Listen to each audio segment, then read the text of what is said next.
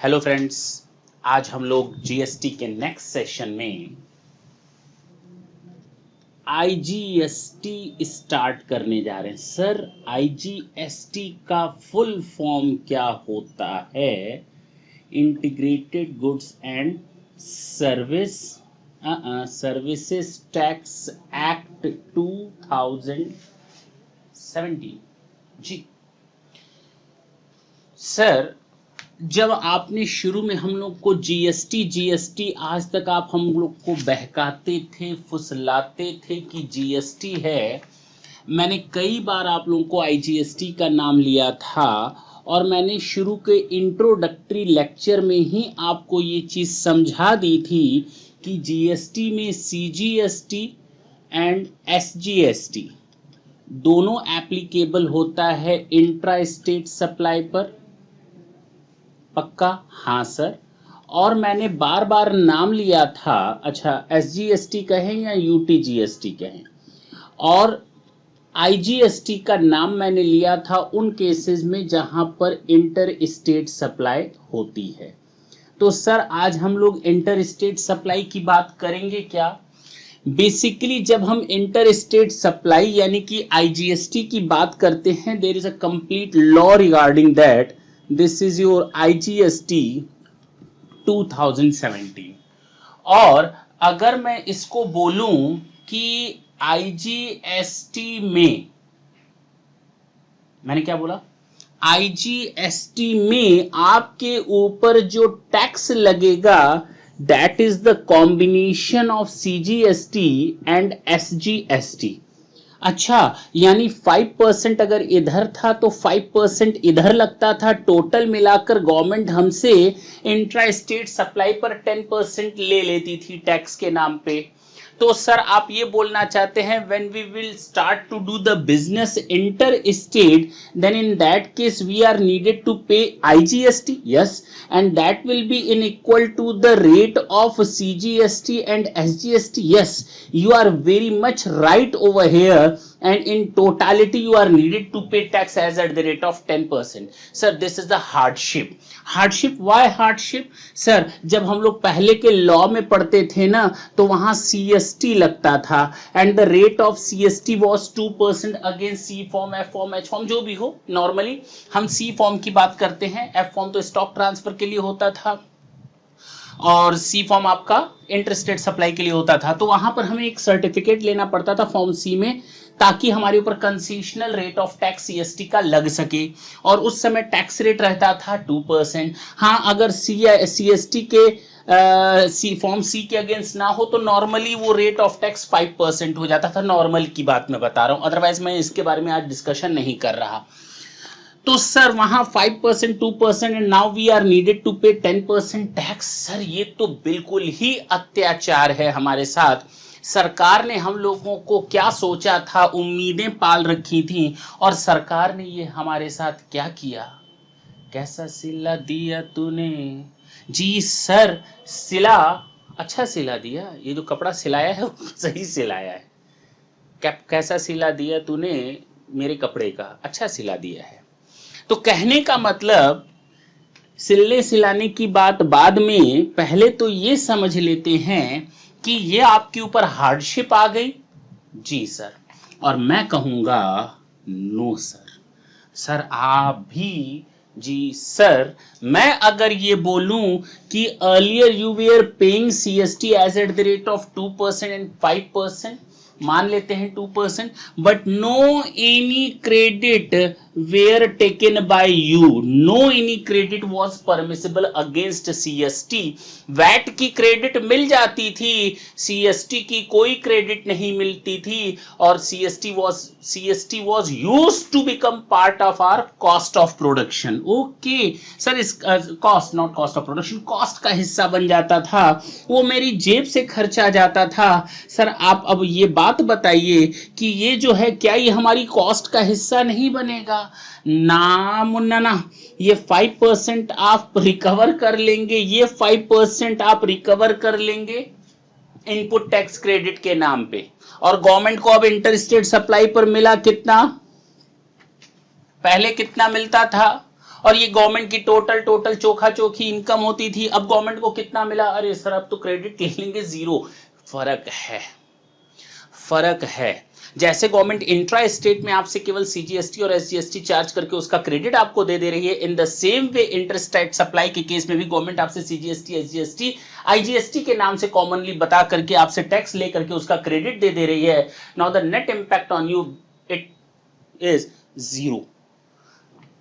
Clear हुआ? जी sir, बिल्कुल समझ में आया, पक्का सर, कोई दिक्कत? नो सर, हटा सकते हैं। तो आज हम आपसे जो बात करने जा रहे हैं वो इसी आईजीएसटी की बात करने जा रहे हैं, इंटर स्टेट सप्लाई की बात करने जा रहे हैं। And before going ahead to start the study of the things or different matters, the law is very small. Section 1 से लेकर सेक्शन 25 के अंदर चैप्टर 0 बटा सन्नाटा, only 25 sections are there and we are needed to do the study of normally section 2, 3, 4, 5, 6, 7, 8, 9, 10, 11, 12, 13, 16, बस हम लोग normally इतने ही सेक्शंस की स्टडी करेंगे और एक दो सेक्शंस और आ गए तो आ गए, अदरवाइज जो सबसे इंपॉर्टेंट सेक्शंस है वो तो आज हम लोग देखेंगे, वो है डेफिनेशन पार्ट। और आज का हमारा एजेंडा भी यही है कि आज हम आपको रूबरू करवाएं उस डेफिनेशन पार्ट से जिसको नॉर्मली लोग स्किप कर देते हैं। और जाहिर सी बात है उस डेफिनेशन पार्ट को स्किप करने के कारण बहुत ज़्यादा प्रॉब्लम्स भी जनरेट होती हैं।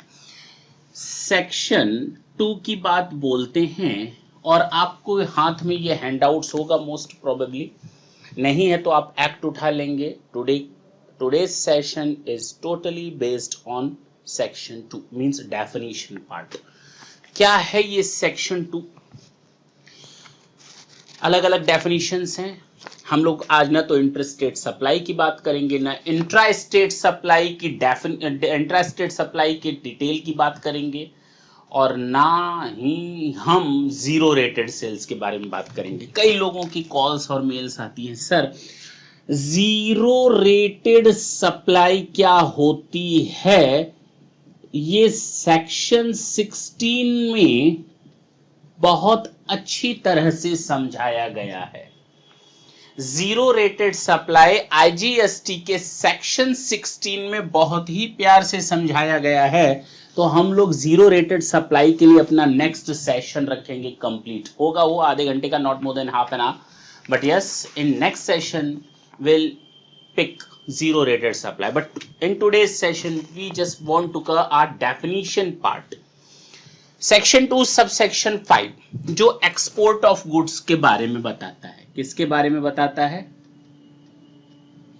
और बहुत ही सिंपल लैंग्वेज में इसने बोला है। एक्सपोर्ट का मतलब कोई सामान, गुड्स, ध्यान देंगे वर्ड्स क्या है, गुड्स, कोई गुड जो पिक किया जाता है कहां से, फ्रॉम इंडिया, और सेंड कहां किया जाता है, आउटसाइड इंडिया। तो अगर कोई सामान आउट ऑफ इंडिया से आउटसाइड इंडिया भेज दिया जाए, that is a export of goods. Definition है export of goods with its grammatical variations and cognate expressions means taking goods out of India। आप इंडिया से कोई सामान लो और to a place outside India, pick the goods out of India and send it to outside India, that's it, that is the definition which is given under section 2 subsection 5। Sir अगर export of goods की ये definition है तो import of goods की definition just reverse हो जाएगी। देखें section 2 subsection 10 की बात करते हैं, 5 के बाद 10 पर आते हैं। Import of goods with its grammatical variations and cognate expressions means bringing goods into India from a place outside India? Sir मत बताइए, section 2 subsection 5 and section 2 subsection 10 is over now.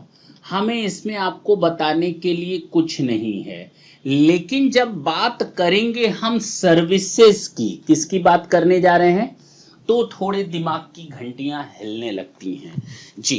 तो सबसे पहले जब एक्सपोर्ट ऑफ गुड्स की बात की, तो साथ साथ क्यों ना सेक्शन 2 सब सेक्शन 6 में हम बात कर लें एक्सपोर्ट ऑफ सर्विसेज की। हाँ या ना? बिल्कुल सर, बात कर लेते हैं।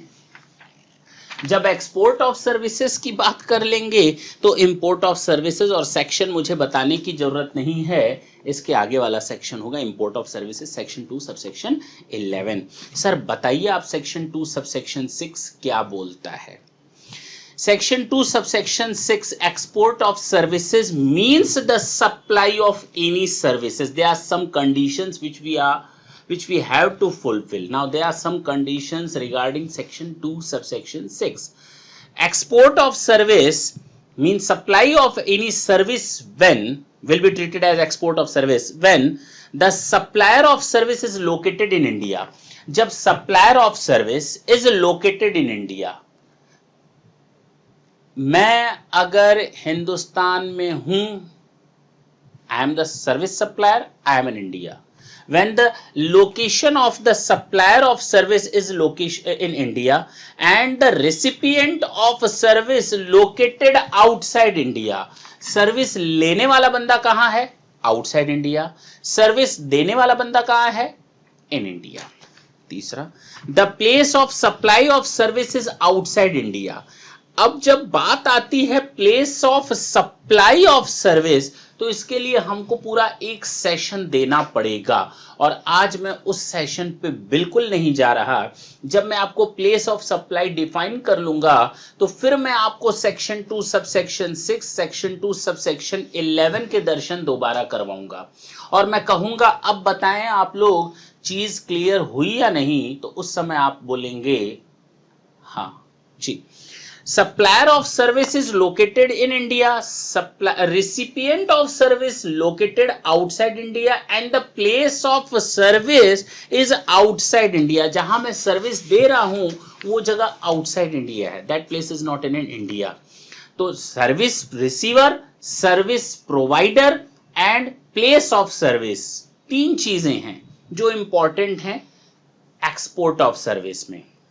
अगर हम बात करें इंपोर्ट ऑफ सर्विस, अभी खत्म नहीं हुआ export of service, export of service and नहीं हुआ, लेकिन इसके पहले मैं आपको खत्म करवा दूं section 2 subsection 11 import of service.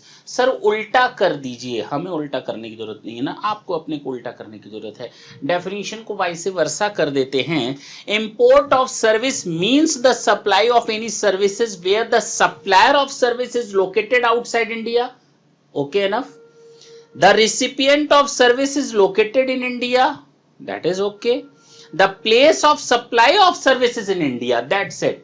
Only there are three conditions which are needed to be fulfilled in the case of import of service under section 2 subsection 11, while in case of export of services under section 2 subsection 6, they are subsection, I am just quoting wrong thing, not subsection but clause, section 2 clause.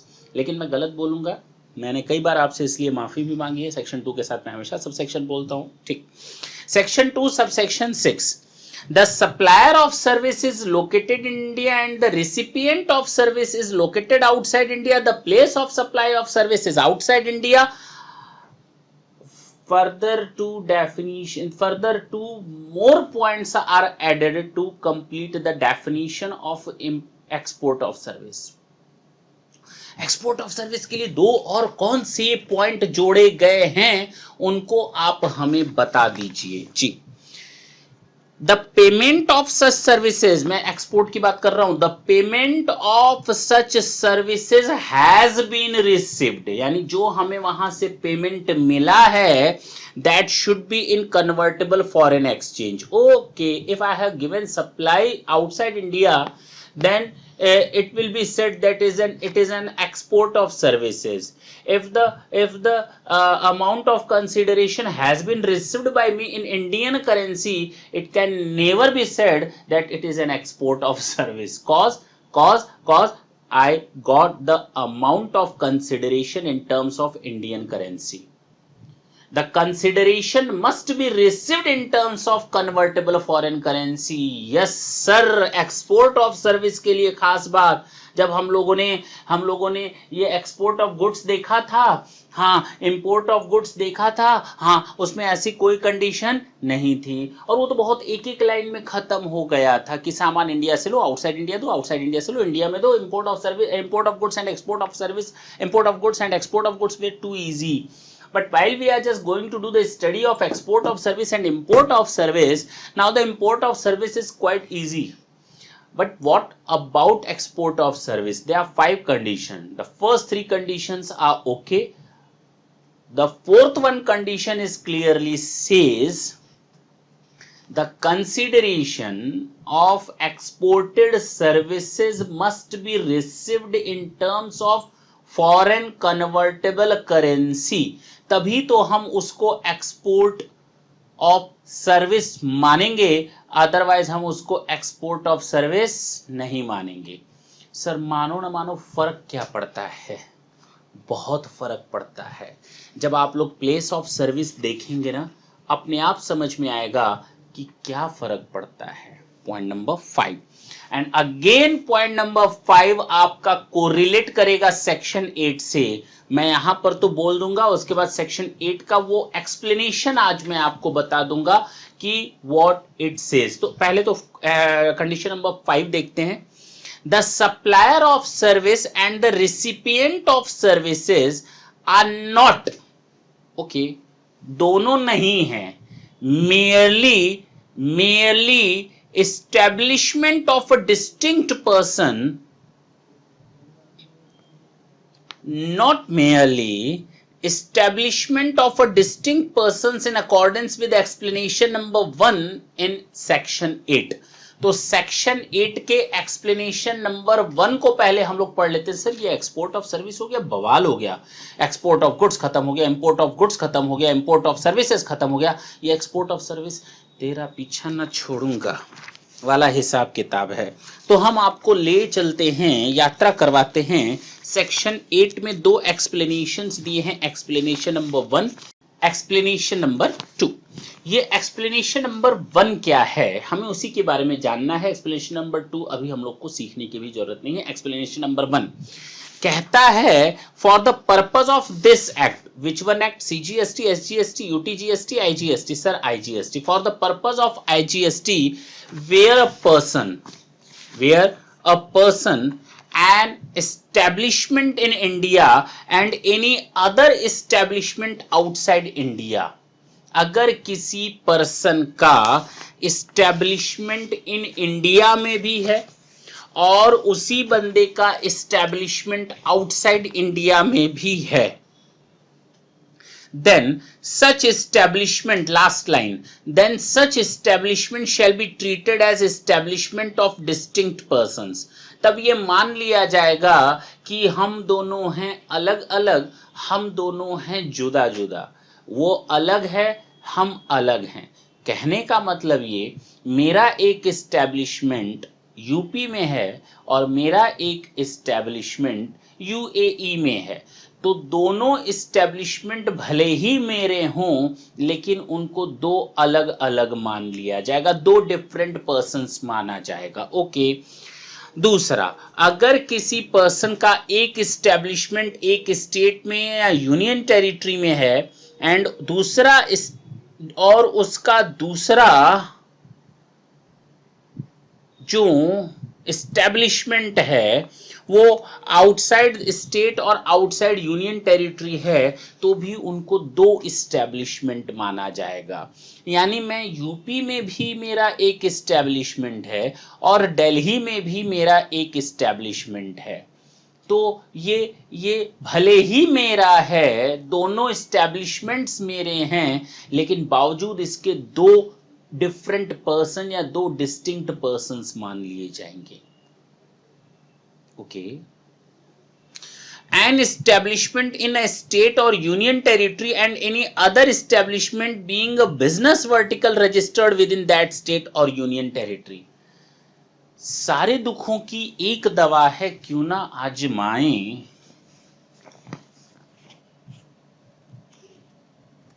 कौन सी दवा है? ये एक अकेला section 8 का जो explanation number 1 है ना, काफी हद तक आपके काफी डाउट्स को दूर कर रहा है। कई लोगों का क्वेश्चन आता है, सर मैं उसी स्टेट में हूं, जो पहला क्वेश्चन रेज होता है, सर मैं उसी स्टेट में हूं, मेरी 2 ब्रांचेस हैं, तो क्या उसको हम सप्लाई मान लेंगे? नहीं। हाँ, अरे सर मेरा एक यूनिट एक स्टेट में, दूसरा यूनिट दूसरे स्टेट में, क्या हम उसको अलग अलग मानेंगे, सप्लाई मान लेंगे? नहीं। हाँ, फर्क है। कौन सा फर्क है, जरा ढंग से सुनेंगे। मैंने स्टॉक ट्रांसफर पर भी आपको डिटेल में डिस्कस करवाया था, मैं फिर से बता देता हूं। अगर एक स्टेट में मेरे 4 बिजनेस वर्टिकल हैं, चलें छोड़ दें, मेरे यूपी में 4 अलग अलग प्लेसेस पर अपना बिजनेस होता है, लेकिन मैंने एक ही पैन नंबर पर, और सारे एक ही नेचर के हैं, सारे जो बिजनेस प्लेसेस हैं यूपी के अंदर, मेरे सारे एक ही तरह की supply of goods and services देते हैं, तो उनको हम एक एस्टेब्लिशमेंट मानेंगे, उनका एक रजिस्ट्रेशन होगा। लेकिन हो सकता है चारों अलग अलग जगहों पर मैं अलग अलग तरह के काम करूं, तब मेरे कितने रजिस्ट्रेशन होंगे? आपका जवाब आएगा 4, मैं कहता हूं 1। ये आपके ऊपर है, ये आपके ऊपर है कि आप इन चारों बिजनेस वर्टिकल्स के लिए अलग अलग रजिस्ट्रेशन लेना चाहते हैं उसी स्टेट में, या एक रजिस्ट्रेशन लेना चाहते हैं उसी स्टेट में। अब मैं आपसे बात करूंगा तीसरी। अगर मेरा कोई बिजनेस स्टैब्लिशमेंट यूपी में है और उसी तरह का बिजनेस मैं दिल्ली में भी कर रहा हूं, तो मुझे क्या अलग अलग रजिस्ट्रेशन लेने पड़ेंगे? हाँ जी हाँ, क्योंकि यहां रजिस्ट्रेशन आपका तय हो चुका है स्टेट वाइज। तो एक स्टेट में आप एक रजिस्ट्रेशन लेंगे, दूसरे स्टेट में दूसरा रजिस्ट्रेशन लेंगे। बात समझ में आई? तो सर इस तरह से यूपी में 4 जगह, दिल्ली में 2 जगह, तो आप अगर चाहें तो 6 रजिस्ट्रेशन ले सकते हैं अगर बिजनेस वर्टिकल्स अलग अलग हों।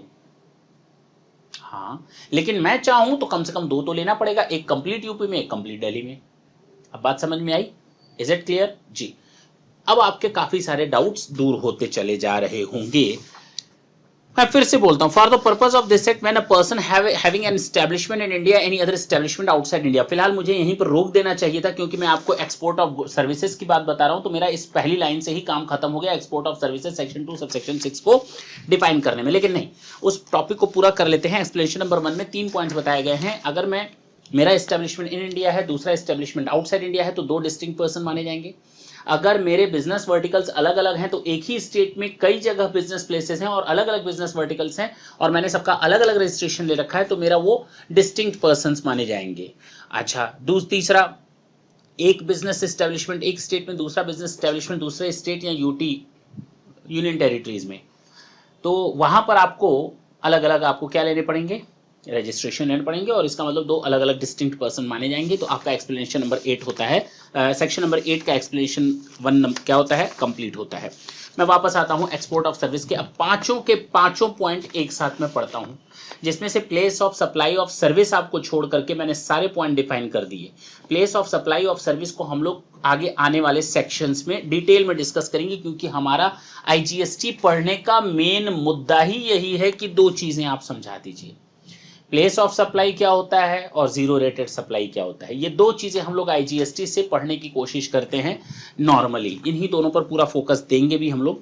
मैं फिर से आता हूं सेक्शन 2 सबसेक्शन 6 पर। एक्सपोर्ट ऑफ सर्विसेज की अगर मैं बात करूं, means export of service means the supply of any services. शुरू की 3 कंडीशन मत बताइए सर। कौन सी 3 कंडीशन? पहली, सर्विस प्रोवाइडर यानी location of supplier of service must be in India. location of recipient of services must be outside India, and the place of supply of services must be outside India, and the payment of such services must be received in terms of foreign convertible currency, and the last one condition अब आपको समझ में आएगा, the supplier of services and the recipient of services are not merely establishment of a distinct person in accordance with the explanation number 1 of section 8. Not merely the supplier of service and the recipient of service are not merely establishment, यानी हम दोनों केवल इस तरह से ना जुड़े हुए हों कि हमारा एक ही बिजनेस है, मैं ही यहां पर हूं, मैं ही वहां पर हूं, तो आप उसको एक्सपोर्ट ऑफ सर्विस ले लो ना, नहीं ले सकते। Is it clear? जी सर, ये टॉपिक ओवर पक्का सर। सेक्शन 2 सबसेक्शन 6 खत्म। 7 देखा जाए। 7 बताने से पहले मैं आपको पहले 14 की यात्रा करवा दूं। सेक्शन 2 सबसेक्शन 14, सेक्शन 2 सबसेक्शन 15, ताकि जो एक वर्ड है वो निकल करके सामने आएगा, और वो जो वर्ड है वो सामने जो निकल करके आएगा वो आएगा एस्टैब्लिशमेंट। ये जो मैं बार बार एस्टैब्लिशमेंट वर्ड बोल रहा हूं उसका क्या लेना देना है? Is it clear? Section 2 subsection 14, location of the recipient of service, and नीचे section 2 subsection 15, location of the supplier of service. अगर ये दो डेफिनेशन खत्म हो जाएं तो आज का मेरा होता है हिसाब किताब, उसके बाद ज्यादा बचेगा नहीं, खत्म होने पर आ जाएगा। Location of the recipient of services means location of recipient of services, जो बंदा सर्विसेज रिसीव कर रहा है उसकी लोकेशन आप कैसे फाइंड आउट करेंगे? सबसे इंपॉर्टेंट तो यहां पर ये है प्लेस ऑफ सप्लाई, और प्लेस ऑफ सप्लाई पूरी तरह से डिपेंड करता है location of the service recipient, location of the service provider, location of the supplier of the goods, location of the receiver of the goods, इन पर पूरी तरह डिपेंड करता है। तो आएंगे प्लेस ऑफ सप्लाई के लिए भी बहुत इंपॉर्टेंट है कि हम लोग ये जाने location of the recipient of service क्या है। पहले तो सर्विस की बात करेंगे, location of recipient of service. Sir इसी तरह आप फिर थोड़ी देर बाद बोलेंगे location of recipient of goods, नहीं बोलूंगा। Location of supplier of goods, नहीं बोलूंगा। ये केवल सर्विसेज के केस में समझाया गया है, गुड्स के केस में इसको अलग से देने की कोई जरूरत नहीं है। वो प्लेस ऑफ सप्लाई की डेफिनेशन में ही आपका अच्छी तरह से कवर हो जाएगा। प्लेस ऑफ सप्लाई को जब मैं बताऊंगा तो उसमें अपने आप location of supplier of goods, location of recipient of goods automatically समझ में आ जाएगा, उसके लिए कहानी गाने की जरूरत नको। हाँ, सर्विसेज के केस में थोड़ा सा केस उल्टा है, इसलिए यहां पर इसकी definition clearly location of the service, location of the recipient of service कौन है? मान लेते हैं मैं रेसिपिएंट हूं, मैं कोई चीज इंपोर्ट कर रहा हूं, सर्विसेज इंपोर्ट कर रहा हूं, 2 मिनट के लिए, यहां मैं एक्सपोर्ट कर रहा हूं फिलहाल। Location of the recipient of services where a supply is received at a place of business. Import export को भी मारो गोली। इंटर स्टेट ले लेते हैं, आईजीएसटी कर रहे हैं ना, एक स्टेट दूसरा state. Where a supply is received at a place of business for which the registration has been obtained. हम यहां पर recipient of service की बात कर रहे हैं। मैंने किसी को सर्विसेज दी, अब वो recipient of service एट कहां रिसीव्ड कर रहा है? Received at a place of business. मान लीजिए आप अपने घर गुजरात में बैठे हुए हैं और गुजरात में कच्छ में बैठे हैं, तो where a supply is received at such place which is the business place for which the registration has been obtained. तो आपने कच्छ के लिए क्या रखा है? अपना बिजनेस प्लेस बना रखा है। तो इसका मतलब प्लेस और यहाँ location of supply of recipient, location of recipient of services आपका गुजरात हो जाएगा। Where a supply is received at a place of business which is registered place. Okay, where a service is received, यहाँ supply is received at a place other than the registered place. आपने हमें order दिया गुजरात से और आपने कहा कि ये सर्विस हमको मुंबई में दे दो। ऑर्डर कहां से प्लेस कर रहे हैं? गुजरात से, लेकिन हमसे सर्विसेज ले कहां रहे हैं? मुंबई में। Where a supply is received at a place other than the place of business.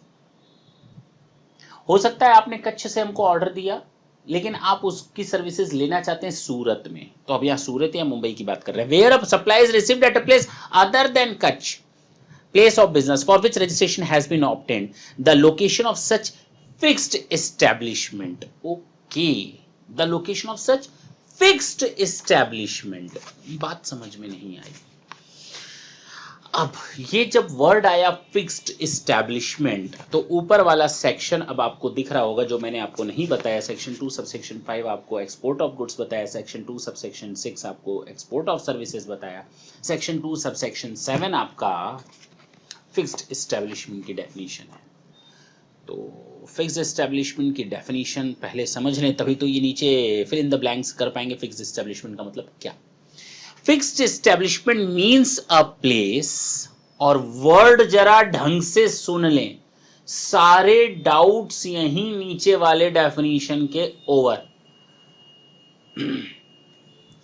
Fixed establishment means a place, bracket में लिया है, other than the registered place of business.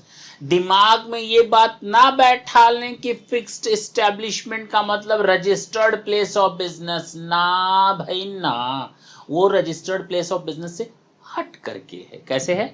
हट करके है। Fixed establishment means a place other than registered place which is characterized by a sufficient degree of permanence and suitable structure in terms of human and technical resources to supply services or to receive and use services for its own needs। बात खत्म। अब मैं इसको थोड़ा simple word में समझा देता हूं। मैंने आपको थोड़ी देर पहले बोला कि कच्छ से ऑर्डर मिला और मुझे सप्लाई कहां देनी है सर्विसेज की? सूरत में। सूरत में आपका एस्टैब्लिशमेंट मान लिया जाएगा fixed establishment by a sufficient degree of permanent and suitable structure in terms of human and technical resources to supply services or to receive services. Now that is enough. If the Kutch person is saying that to supply your services in a different establishment which is established at Surat, then in that case the Surat office will be treated as a fixed establishment, cause we can get sufficient number of human and technical resources to supply our services, or they'll get the human and technical resources to receive the services। Is it clear? मैं फिर से बोलता हूं, fixed establishment means a place other than the registered place of business। तो जब भी fixed establishment का ख्याल आता है तो दिमाग में एक ही चीज जाती है, वो मेरा रजिस्टर्ड प्लेस फिक्स प्लेस। अरे नहीं भैया, निकाल दो दिमाग से। other than a place of registered place of business which is characterized by a sufficient degree of permanence and suitable structure in terms of human and technical resources to supply, receive or to receive services and use services for its own needs। That's it। ये definition दी। अब मैं नीचे अगर आपको, अब fix establishment section 2 subsection 7 over हो गया, तो सर वापस आइए सेक्शन 2 सबसेक्शन 14 को एक बार फिर से पॉइंट नंबर 2 को बताइए। Section 2 subsection 14 location of the recipient of service means, अगर मैं कच्छ में देता हूं सप्लाई ऑफ सर्विसेज तो कच्छ ही माना जाएगा प्लेस ऑफ सप्लाई। लेकिन मैं अगर उस रजिस्टर्ड प्लेस ऑफ बिजनेस पर ना देकर किसी फिक्स्ड एस्टैब्लिशमेंट में सर्विसेज दूं तो fixed establishment is the location of supply of service. अब ठीक है ना जी सर? अब सूरत आ गया या मुंबई आ गया। Whereas supply is received at more than one establishment, जहां पर सर्विसेज की सप्लाई एक से ज्यादा जगहों पर दी जा रही है, तो अब वहां प्रॉब्लम आ जाएगी। सूरत माने कि कच्छ माने? सूरत माने या कच्छ जाए? तो कहा गया where a supply is received at more than one establishment, whether the place of business or fixed establishment, the location of the establishment, ढंग से सुनेंगे बस, इसके यहां तक की तो कहानी फालतू की थी। Most directly concerned with the receipt of the supply. Okay, जो प्लेस हमसे डायरेक्टली इन्वॉल्व है रिसीट करने के लिए सप्लाई ऑफ सर्विसेज को, या जो मैक्सिमाइजेशन ऑफ प्रॉफिट उठाएगा उस सर्विसेज का, most directly concern with the receipt of the supply. बात खत्म। जो यानी हमें कंट्रोल करे, आप ये समझिए। सर कब आ रहे हैं, आपको सर्विसेज यहाँ भी देनी है वहाँ भी देनी है, सर पहले यहाँ आ जाइए, यहाँ ज़्यादा इंपॉर्टेंट है। Most directly concerned with the receipt of supply, and in the absence of all the above such places, the location of the usual place of residence of the recipient, पता ही नहीं चल रहा सूरत या कच्छ या मुंबई या कहाँ, तो उस केस में जहां पर सामने वाले का यूजुअल प्लेस ऑफ रेजिडेंस है ना, यूजुअल यानी normal usual place of residence पर ही हम मान लेंगे location of recipient of service. Same इसका उल्टा वैसे वर्सा सेक्शन 2 सबसेक्शन 15 में देखेंगे। किसमें देखेंगे, क्या देखेंगे सर, उल्टा जी। Location of the supplier of services means where a supply is made from a place of business for which the registration has been obtained, जहां से मैं अपनी सर्विसेज दे रहा हूं, the location of such place of business, ठीक है, registered place of business। where a supply is made from a place other than the place of business, अगर मैं अपने इस place of business से सर्विसेज ना देकर अपने किसी दूसरे place of business से सर्विसेज देता हूं, इसका मतलब फिक्स्ड एस्टेब्लिशमेंट, जी हाँ, the location of such fixed establishment, वो दूसरा वाला place मेरे लिए place of supply of services माना जाएगा। Place location of the supplier of services माना जाएगा, प्लेस ऑफ सप्लाई नहीं माना जाएगा, location of supplier of services माना जाएगा। Where supply is made from more than one establishment, जहां पर एक से अधिक एस्टेब्लिशमेंट से सप्लाई दी जाती है सर्विसेज की, तो उस केस में most directly concern with the provision of the supply of service, and in the absence of all the above, the location of the usual place of residence of the supplier, the topic is over। मैं वापस आता हूं। मैंने आज आप लोगों को section 2 subsection 5 export of goods दिखाया, section 2 subsection 10 import of goods बताया, section 2 subsection 6 export of services, और उसमें 5 कंडीशंस बताई थी, 3 कंडीशन नॉर्मल थी। सेक्शन 2 सबसेक्शन 11 के साथ इंपोर्ट ऑफ सर्विसेज के साथ थी मैच करते हुए, दो कंडीशन एक्सपोर्ट ऑफ सर्विसेज में एक्स्ट्रा थी। वो 3 कंडीशन क्या थी, लोकेशन ऑफ सप्लायर एक्सपोर्ट के केस में must be in India, service recipient location outside India, and तीसरा, और लोकेशन अब आपको पता चल गया, लोकेशन क्या है वो अब आपको पता चल गया नीचे की डेफिनेशन से। तो शुरू की जो 2 पॉइंट थी, location of supplier of service must be in India, तो location of supplier section 2 subsection 15 देख लेंगे। Location of service recipient must be outside India, वो आप कहां से देख लेंगे, सेक्शन 2 सबसेक्शन 14 से आप निकाल लेंगे।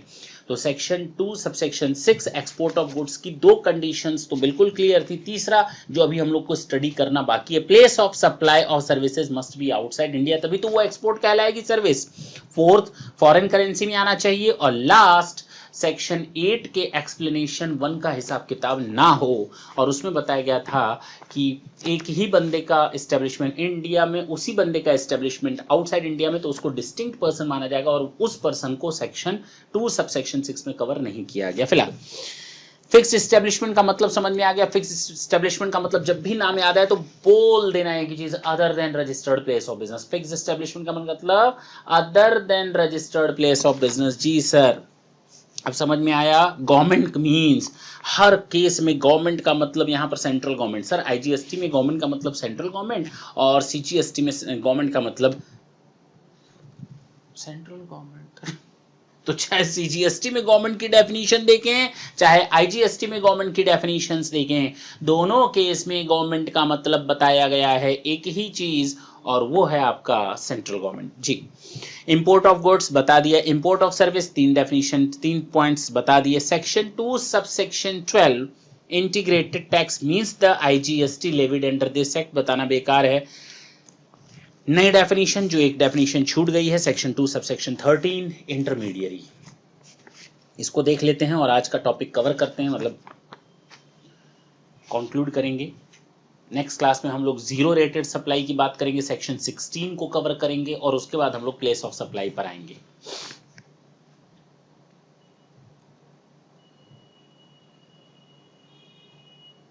Section 2 subsection 13 intermediary. इंटरमीडियरी का मतलब कोई भी बंदा जो बीच में काम करे। हाँ, एजेंट भी हो सकता है, हाँ बिल्कुल हो सकता है। Intermediary means a broker Intermediary means an agent. Intermediary means any other person by whatever name called. जो ना तो सप्लायर है ना तो डायरेक्टली रिसीवर है, इन दोनों के बीच में काम कर रहा है, जिसको हम कहेंगे इंटरमीडिएरी। तू बीच में कहाँ आ रहे, उसको कहेंगे intermediary. Intermediary means a broker, an agent or any other person by whatever name called who arranges or facilitates. वो बीच में रहकर कर क्या रहा है, वो अरेंजमेंट कर रहा है, वो फैसिलिटेट कर रहा है हम दोनों में से किसी एक को या दोनों को। द सप्लाई ऑफ गुड्स और सर्विसेज और बोथ और सिक्योरिटीज, या तो वो गुड्स की सर्विसेज दे रहा है, गुड्स को सप्लाई दे रहा है, सप्लाई करने की सर्विसेज दे रहा है, या दोनों दे रहा है, या फिर सिक्योरिटीज को दे रहा है। बिटवीन टू और मोर पर्संस, मैंने कहा ना हम दोनों के बीच में वो आ गया। But does not include a person who supplies such goods on his own account, यानी मालिक की बात नहीं हो रही, उन दो लोगों सप्लायर और रिसिपिएंट के बीच में एक बंदा है, हम उसकी बात कर रहे हैं। अगर ये बीच वाला बंदा अपने नाम से माल किसी से खरीद करके मुझे बेचे, हम उसकी बात नहीं कर रहे हैं। हम एक कच्चे एजेंट की बात करते हैं। दो तरह के एजेंट होते हैं, एक होता है कच्चा आढ़ती है, एक होता है पक्का आढ़ती है। कच्चा एजेंट होता है, एक होता है पक्का एजेंट। पक्का एजेंट अपने नाम से माल खरीदता है और अपने रिस्क पर माल को बेचता है। और एक होता है कच्चा एजेंट जो नाम माल तो खरीदता है ना बेचता है अपने नाम से, केवल सपोर्ट करता है, सामान कहीं से ले करके हमको दे देना, हमारे यहाँ से सामान उठाकर कहीं और दे देना।